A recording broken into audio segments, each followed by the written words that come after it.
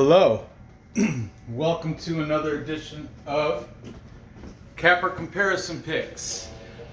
I'm Ranj, and today I will be giving you the Capper Comparison Picks for, I believe they're all main card fights for UFC Fight Night London. I think it's like the number, I want to say it's like 180, 182 or 184. I don't know, I didn't see it for the first time today on one of the Capper's captions, Fight Night 180, maybe could be 189, I don't know, but it's something that we're just going to call it UFC Fight Night London. And I think I am on to the main card. So go ahead and be sure to check out the videos I did earlier this week covering every prelim fight on the card. And without further ado, we're just going to get moving on with this. I am running a little bit behind schedule. So we're going to open this show up with the light heavyweight fight between Nikita Krylov, the minor, taking on Bear Jew Paul Craig. This is a very interesting fight. Nikita Krylov is the favorite here at minus 182. Comes in with a record of 27-8. He's the younger fighter. He is 29 years old. And he's taking on Paul Craig. Record of 15 wins, 4 losses, and 1 draw. Plus 160 underdog. 34 years old. Coming in, that line did shift quite a bit. Well, not too much, but it was plus 145. So that means money's been dumped in on Nikita Krylov. He opened up minus 175, now it's minus 180. Not a big move there, a little bit of a more move here on the Craig side. So let's talk about the favorite, and Nikita Krylov. Nikita Krylov's coming off a loss to Magomed Ankalaev, who is, headlining this event. I noticed on my playbacks, I keep looking over there. I'm looking at my laptop screen. It's like over there, because I don't know, it's a tendency. That's why I'm going to try to look more into the camera now. So I better, like all my, when you make a video, YouTube gives you like 3 options, and every option I'm always looking over to the right. So I got to make a conscious effort to look more at the camera. I apologize for that. Prior to that, Nikita Krylov, he beat Johnny Walker. Johnny Walker was better, beat him by unanimous decision. He took a loss to the champ Glover Teixeira, not a bad loss. And that was split decision too. And prior to that, he has a win over OSP Oven St. Preux by a rear naked choke. And he lost to Jan Blachowicz by, I think it was an arm triangle. I started writing it, I must have stopped. So he's been back and forth. He's 3-2, pattern. Win, loss, win, loss, win, loss. He would be up for a win this time if he went with that type of pattern.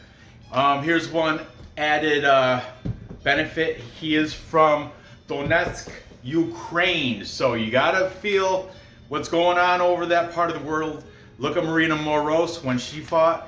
I think they're getting a little extra motivation, because they're fighting not only for themselves, but also they have kind of like if you want to take the patriotism of their country in a time of war, they want to be able to come with a victory and be able to give a big FU to Russia and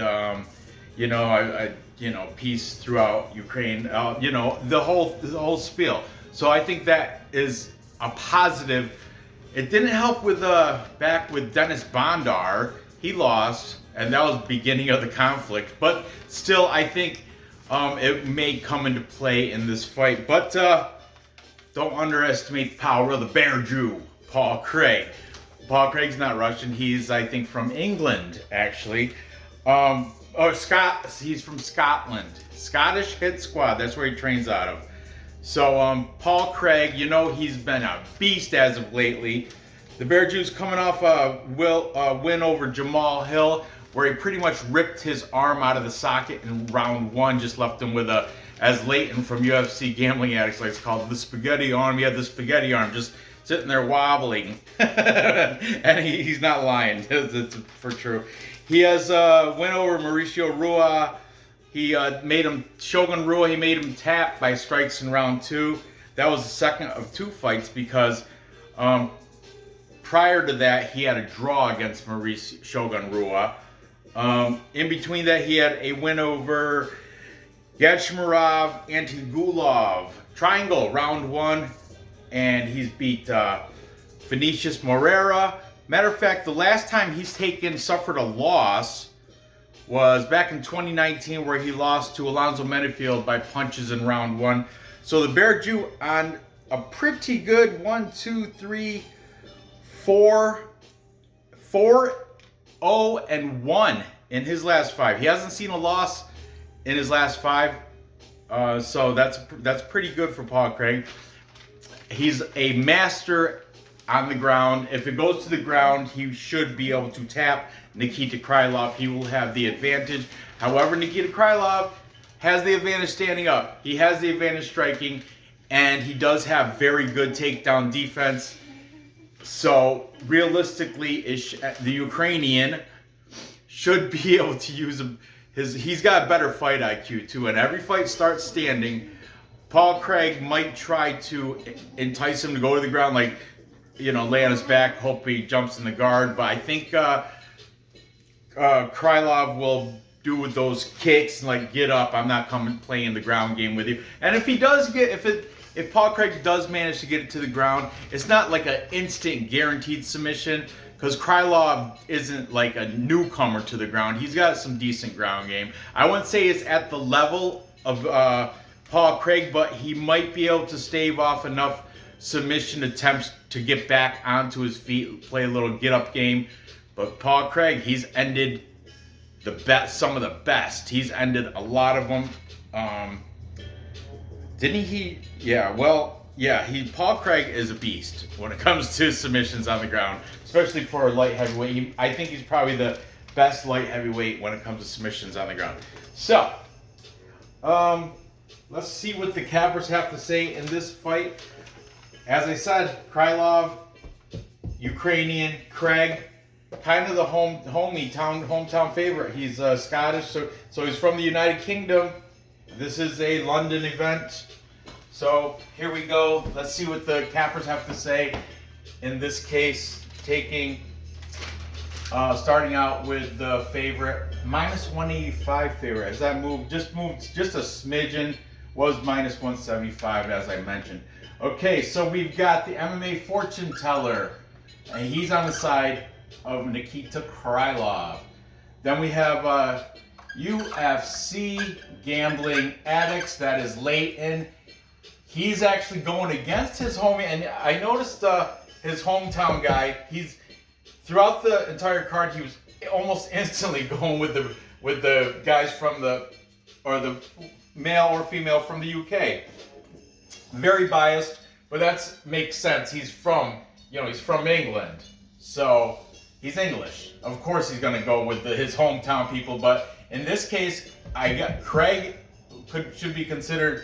He's not English. He's Scottish, but he's still from the United Kingdom, which is built up of different countries in Great Britain.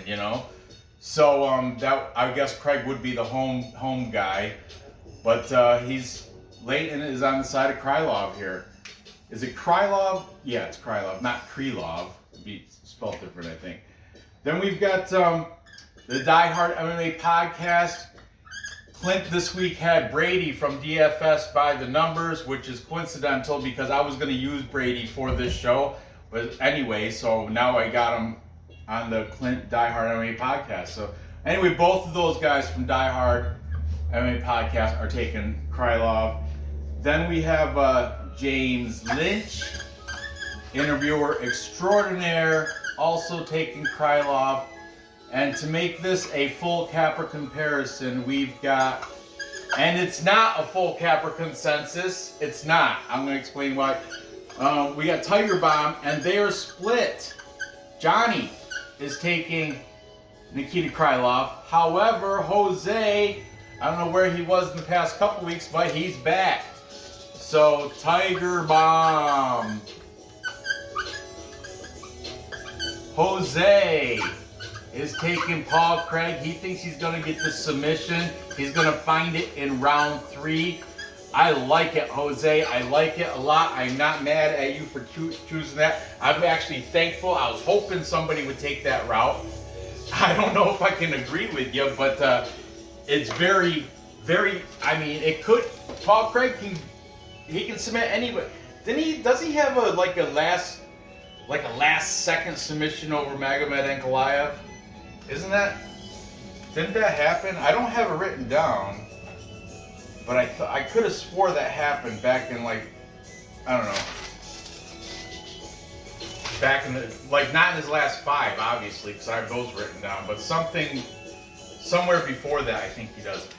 But in this case, I explained the whole Ukrainian factor being where he's not only fighting for himself, he's got a lot more at stake. He's got pride. Patriotic pride, which is hard to overcome. It brings great will. I imagine he's got the fight IQ to keep it standing, to defend most of the takedowns from Berju, and if it does happen to go to the ground, he's got enough defense to not get submitted and get back up on his feet where he can have the better path to victory by outpointing him and probably getting the decision. But I will prop the submission. I will prop that sub on Paul Craig because he's already the underdog plus 160. So if you just throw a submission in there, submission prop, it'll probably be double your money. It'll be plus 200 or something. Maybe 210, I don't know. I should have looked it up, but I'm taking Krylov on Tapology for my contest pick by decision. Craig, prop bet, hedge bet, submission because of the plus money. So anyway, moving on. Next we have the heavyweight bout between Shamil Abdurakhimov taking on Sergey Pavlovich. Okay, Shamil Abdurakhimov, a Breck is the pretty sizable underdog here, plus 250, coming in with a record of 40-6. The thing is, good old Shamil is good old 40 years old. Yeah, but you know what? Heavyweights, they can still compete at 40. Look at the light heavyweight champ Gilbert is 42, right? So I think 41, 42, something like that. So Abdurakhimov is 40 here, and he's taking on a much younger Sergey Pavlovich, 14 and only 1 loss. That explains the minus 300, but he's got the 1 loss. He's 29 years old also, and these guys are the same reach, but Pavlovich has an 8-inch reach advantage. He must have the longest dangly arms compared to T-Rex on Tyrannosaurus Rex arms, Shamil. So let's talk about Sergey Pavlovich. He fights out of Eagles MMA Academy. That is kind of linked to Eagle MMA something Dagestan or some shit but this one, the academy's in Moscow. The other Eagle MMA facility is in Dagestan. And somehow they're both linked to Eagle FC because I noticed a lot of their fighters do fight in Eagle FC, so they got to have a link to our boy Khabib Nurmagomedov, I would imagine. But his name isn't listed actually. There's a lot of Nurmagomedovs, none of the big ones in the amateur ranks. We have not Umar, but a Omar. And we have there was a couple other ones listed throughout the Eagles MMA Academy and Eagles MMA facility or something else. Anyway, Sergey is coming off a win against the Crochet King or Crochet Boss, Maurice Green, no longer UFC. TKO round 1. Good job. Before that, he has a TKO round 1 against Marcelo Gom. Good job. Before that, his UFC debut, he did take a loss in his first fight against Alistair Overeem. Ground and pound round 1. Alistair greeted him with a welcome to the UFC that he will not forget. Prior to that, he was like destroying everybody. Was a champion over in Fight Nights Global.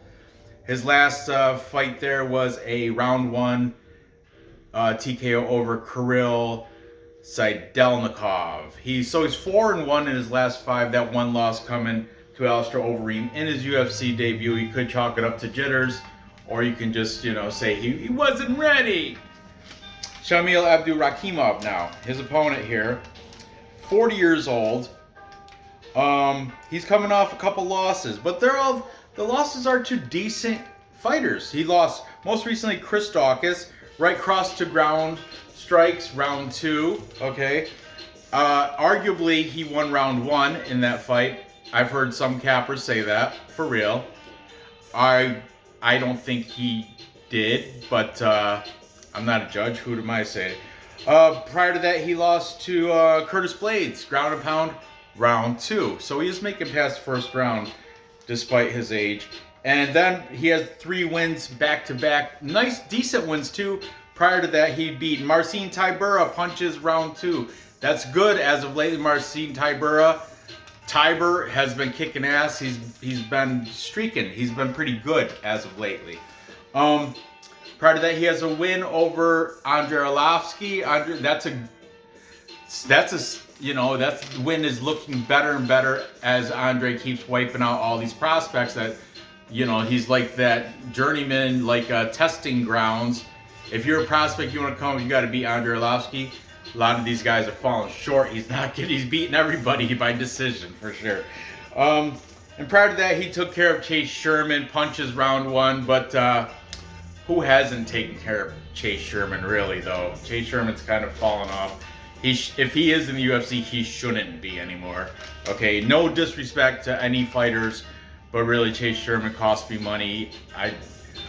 Fool me once, shame on you. Fool me twice, shame on me. I bet on him 2 times and lost both times. I don't know what to do about that guy. He fights this Shamil. They both fight out of Russia. Shamil fights out of Paris Vet Fight Team in Russia. I don't know. I didn't recognize any of the names out of there on Tapology. So yeah, let's see what the Captains have to say about Shamil Abdurakhimov versus Sergey Pavlovich in this heavyweight showdown. Taking the favorite in Pavlovich, we've got James Lynch. I hope you had a great vacation. He's saying TKO round 2 for James Lynch, taking Pavlovich. Then we've got both the guys, Clint and Brady from DFS, both of them, both taking Sergey Pavlovich KO round 1. Now, since I'm on the topic, Brady, DFS by numbers in Stat Diggers and in Die Hard MMA podcast, mentioned that there was some Shamil Abdurakhimov. He had some health issues, like severe ones. Kind of recently, within the past couple years, he had a collapsed lung.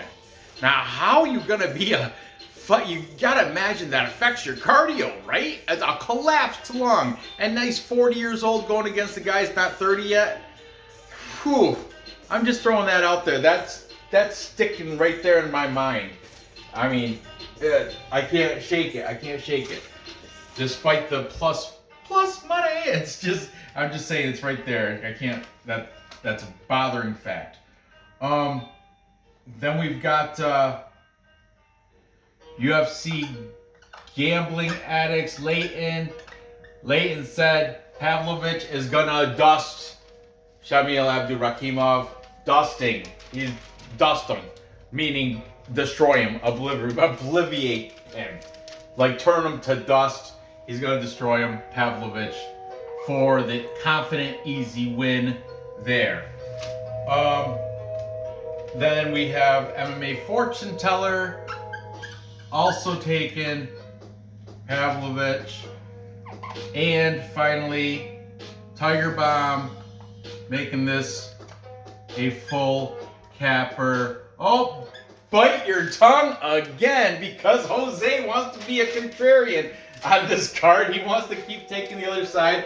Johnny did take Pavlovich, but Jose going with the old Shamil, Abdurakhimov. He's saying Jose's the one that said he thinks round one in that Chris Dawkins fight was won by Shamil. And you know, now you think about it, they did bang it out, and it could have went, I guess round one could have went his way. I don't remember it, but Jose said he was watching tape. He was looking back at the fights, the wins and the losses on Shamil, and he noticed that when Shamil fought Chris Dawkins, he was winning till he wasn't in round two, till he got caught. That's another thing though, the gas tank, I told you, collapsed lung, 40 years old. If you're on the side of plus 250 Abdulrakimov, then you should do it round, or if you're gonna prop it at all, you don't even got to, it's money line plus money. But if you for Tapology, if you think he's gonna do it, I would say round one, because after round two, his cardio is gonna putter out, and Pavlovich is definitely gonna be the one with the better gas tank at that point. But still, Tiger Bomb getting the whole side of the whiteboard to themselves, specifically Jose, and he said he's called it a TKO. I love it, Jose. I love it. TKO round two for Shamil. Abdurakhimov, God bless the contrarian picker in Jose. I enjoy that you're going out on a limb. I'm taking the underdog in both these two fights. God bless you, Jose. Fantastic.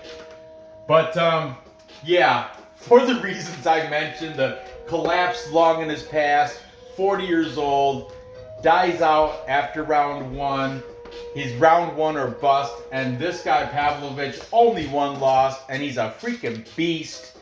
His one loss came to Alistair Overeem, which also another aging fighter that managed to get him out in round one. So that round one is there, I suppose, for Shamil. But I don't think so. Pavlovich has been on a tear since that loss. Against, lackluster fighters that aren't in the UFC anymore. But still, I'm going to go with Pavlovich here. I think he's probably going to get it done within distance. I'm going to say TKO round two for the Eagles, what is it called? Eagles MMA Academy in Moscow fighter in Sergey Pavlovich. Russian versus Russian crime here.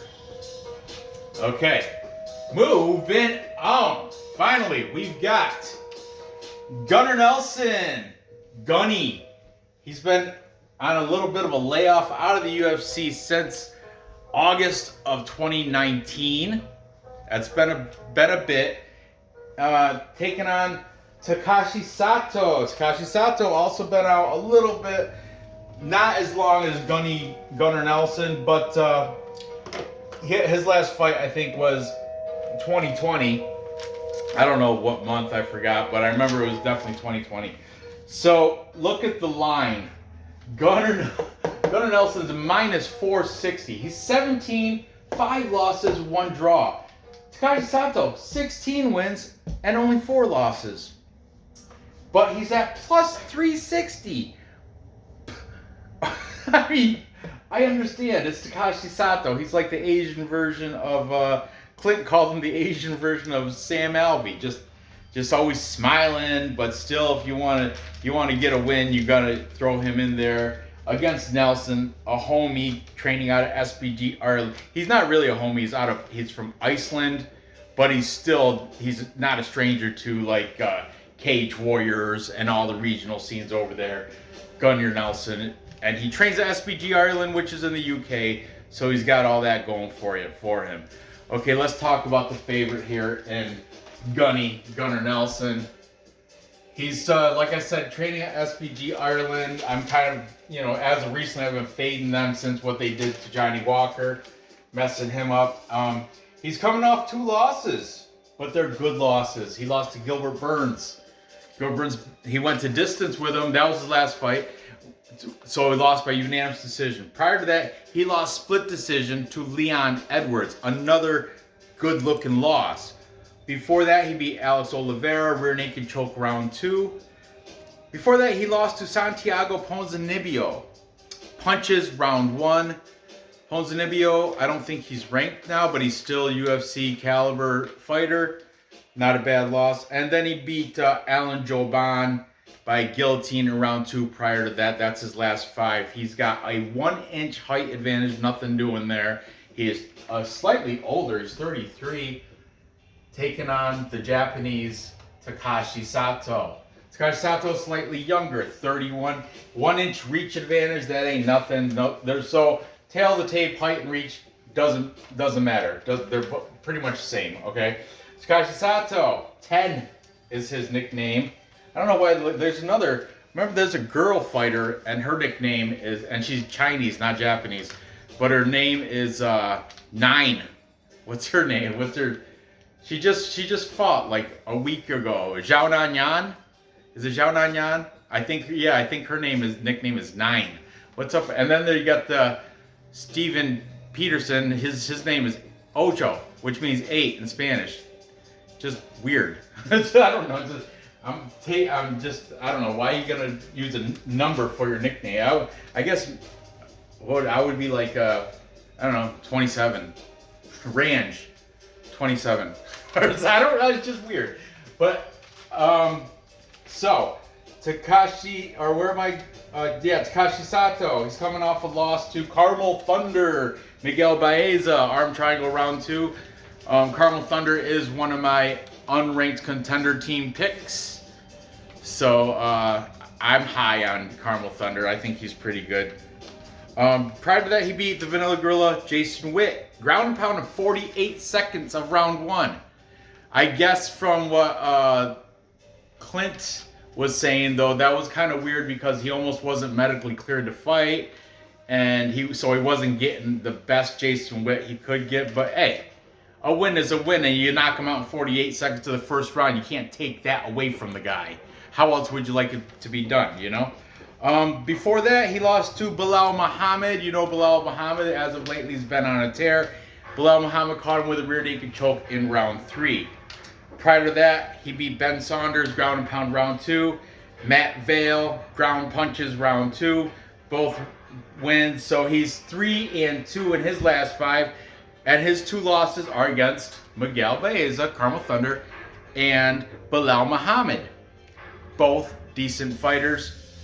But they're saying Gunnar Nelson, some cappers are saying Gunnar Nelson can beat both them guys, Miguel Baeza and Bilal Muhammad. I reckon to differ, but hey, everybody's entitled to their own opinion. Now, Takashi Sato is coming in on short notice. That was one of the drawbacks for if you're going to side with that guy. I think that's also playing into his big underdog number at plus 360. He's coming in for Claudio Silva. I think Gunnier Nelson, despite his layoff, would have destroyed Claudio Silva. That would have been an easy pick, and that minus 460 might even be a little higher. By the way, that climbed. It was a minus 350, so I guess as soon as they saw Takashi Sato's name, money just started pouring in on Gunnar Nelson because Takashi Sato sucks on the ground, and Gunnar Nelson is a specialist on the ground with his submission. Submission specialist going against the guy that gets submitted all the time. Well, not all the time, but all 4 losses by way of submission. So, yeah, not a good matchup. I don't know why he jumped in, took this short notice, Takashi Sato. Oh, I do know why. Money, you're not stupid. And personally, I think he's a better striker. Yeah, that's right. I said it. I think standing up, Takashi Sato can take the punches. He's more durable. I just hope here's one thing. He's training at Sanford MMA, so you got to imagine Henry Hooft and company, they're down there prepping him for this fight, and they know Gunnar Nelson is a specialist on the ground. So what would you improve on that? Let's see. Let's work on Takashi. Let's work on your takedown defense. Let's keep this up where you have a chance. Let's keep this up on the feet where you can strike and take care of Gunnar Nelson. With your Takashi Sato can lay some bombs down. Who's he? Let's see. Who did he beat? Ground and pound, Ben Saunders, round 2. Jason Witt, ground and pound, 48 seconds of round 1. I don't care if he was sick, not medically cleared, whatever. That's still a UFC. I'm still on the payroll, still fighting. Jason Witt, Vanilla Gorilla, still in the UFC. Takashi Sato, this is 2 fights ago, too. It wasn't that long ago. Well, kind of. He's been on a layoff. So it's probably like 2019. But you know what? That's the same time Nelson's last lost to Gilbert Burns. I don't know. I just think this line is ridiculously wide. I would put Nelson at maybe a minus 200, but there's a lot of question marks with that too because he's been out for a bit. So you don't know what you're going to get. Let's see what the cappers have to say on this fight. I understand Sato. I know I'm back. Sato is coming in short notice, so he didn't get a full camp. But you got to imagine this guy is always ready to fight. He's a Japanese professional mixed martial artist. How's he not training every day anyway? Regardless if he has a fight in the, the Asians have very strong work ethic. They'll put it in. He's training.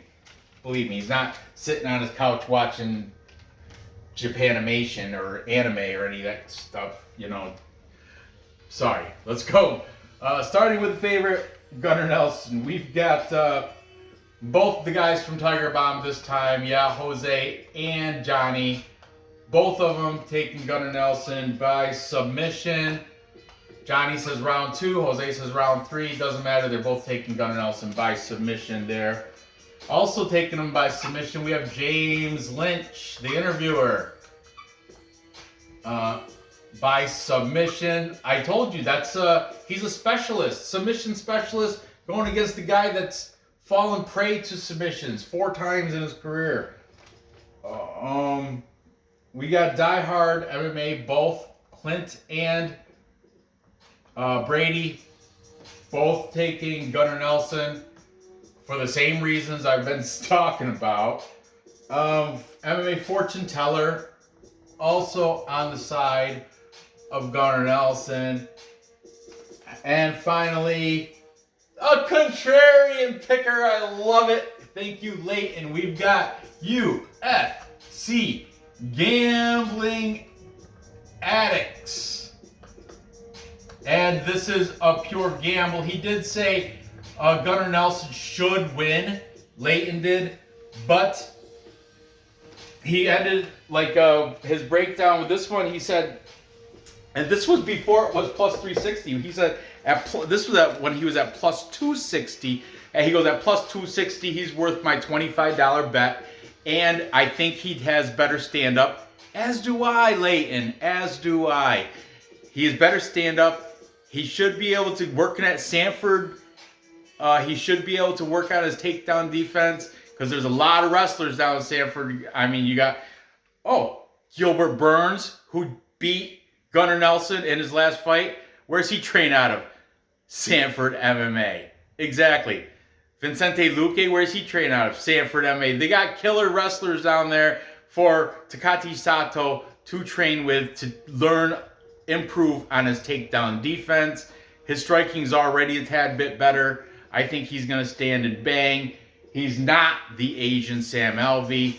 I don't know why the line is that wide. He's got the tail of the tape slightly on the reach and the age. And his record is slightly better than Gunnar Nelson, too. The only thing, Gunnar Nelson does have a better strength of opponents. But that's debatable, too. I mean, Bilal Muhammad and Miguel Baeza aren't bad losses to have. So, man, I'm on the fence, but I'm going to minus 460. There's no value there at all. I'm gonna lay it on the line. I'm gonna go with Takashi Sato with Leighton because he's a plus 360. I got to. It's not even a hedge bet. I think he's gonna just win it. I think he's gonna win a decision. As long as he can defend the takedowns and his move to Sanford MMA, I think he can learn to do that.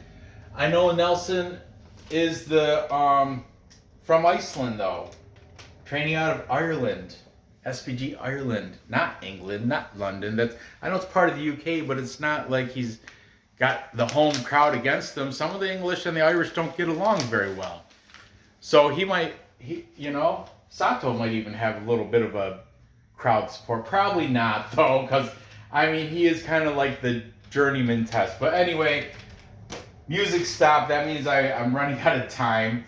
So to recap, time check, and it should say 35 minutes. So to recap, I've got Nikita Krylov winning the decision there, and then hold on. Over Paul Craig. However, I am gonna prop hedge bet Paul Craig by submission, because at plus 160, you prop it out by submission, it should go up to like 200. And then